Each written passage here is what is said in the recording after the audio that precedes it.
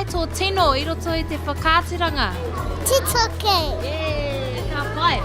Ko ai tō tino I roto I te whakāturanga? Ice. Ice? What was your favourite part, Mama? Oh, the pounamu.